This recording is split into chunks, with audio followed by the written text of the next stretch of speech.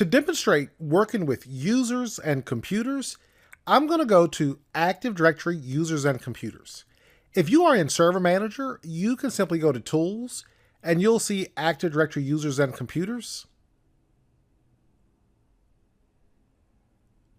Now this gives me a list of every user account in my domain.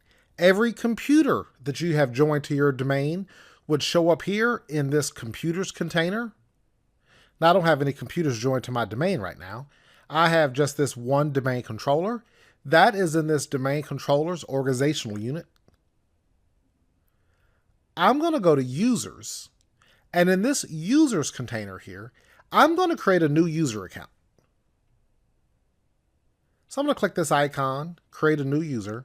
Now this is Microsoft, so that means there is half a dozen ways to do every single thing. You can click this and it'll bring up the create a new user wizard, or what I normally do, if you just right click the location you want to create the user, which for me is in this users container, I'm going to go to new user, and you get the same window you would if you click the item on the menu bar. I'm going to name my user Bob Ross. Now, when Bob logs on, I want his user logon name to be B Ross. So first initial, last name. And I'm going to set a password for Bob Ross.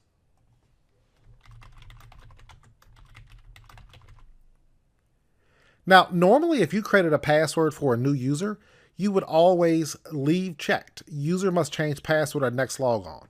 That is so if I am on the help desk and I create this user account and I set the password, the next time the user logs on, they are forced to change it, so I no longer know what their password is.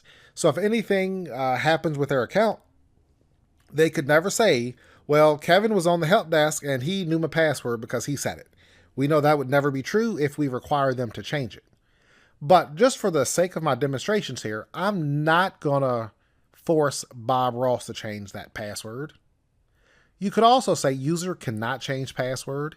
It's rare, but if for some reason you want the password not to be changed by the user. You could also say password never expires. By default, your password expires every 42 days. Now with this password never expires, it just circumvents that. So you would never be required to change your password. You could keep it, forever. Most environments will have you set your password or reset your password every 30, 45, or 60 days are all pretty common. Some are even 90 days or so, but typically some time frame you would be required to change it. I'll click next and that's it. Bob is created. So right now, Bob Ross could sit at any computer that we have joined to the domain, and he would be able to fully authenticate using bross@rtsnetworking.com and the password I just set, and he'd be logged in. The other common object that we create is a group. So I'm going to right click and I'm going to go to new, and this time I'm going to choose group. I'm going to pull this window down a minute. If you're on the menu bar, this is the new group icon. It would have pulled up the same window I have here. I'm going to name this sales-users. And we're going to leave the scope and type. We're not concerned with that. So I'm going to leave that exactly the way it is and just click OK. Now I have this sales users group. Now where this comes into play, the group I just created, on my desktop here, I'm going to create a new folder, and I'm going to name the folder Sales-Reports. I'm going to right click this and go to Properties, and on this Security tab, I'm going to click Edit, and I'm going to assign access to that Sales Users group. So when I click Add here, I'm actually just going to type SA and check names, and it'll show me if there are multiple accounts that start with SA, it'll give me a list, but there's only one, my sales user, so it automatically populated that for me. So we'll click OK, and now I can decide what permission this group has. I'm just going to leave the default, read and execute, list folder contents, read. So I'll just click OK. This group is now assigned that permission. And I'm going to share this. So I'll go to share. I'm just going to click share this folder. And for permissions, it says everyone right now. I'm going to remove that. And I'm going to click add, and I'm going to add sales users back in. And OK. And we'll just say they have read. That's fine. And I'll close that. That is the purpose of a group. I have now assigned read access to this folder to that sales users group. So now, if I were to go back to Active Directory, when I go to this sales users group, there is a members tab. If I click add, I'm just going to make Bob Ross a member. I'll just type BO. Check names, Bob Ross, and OK. Bob is now a member of this group.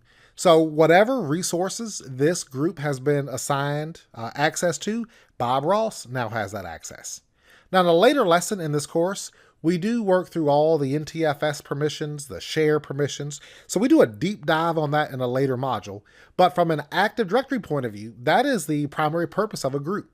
If I have 500 sales users and they all need access to that folder, I don't want to go to the folder and add 500 users individually. What I would want to do is have a group like sales users. When these users are created, I simply make them a member of the group. Then I can assign permissions one time to that sales users group. I know it's going to be inherited by all the members of that group. Pretty awesome. It's one of those things that is far more planning than configuration, because the configuration takes just a couple of seconds. All about planning to make sure you have the right groups, users or members of the right groups so they have the access they need. Just those types of things would be the primary concerns. Now, there is this computers container that shows up here. Typically with a computer, you will just join the computer to the domain from the local machine. So if I have just installed Windows 10 on some new computer in my company, I'll go through System Properties and join it to the domain. When I do that, it will automatically show up here in this computers container. That is the most common way computers are joined to domains. However, if you right-click this, there is an option to create a new computer. This is called pre-staging. So if I had a computer, I'm just going to say RTS Client 1 is the name of this computer.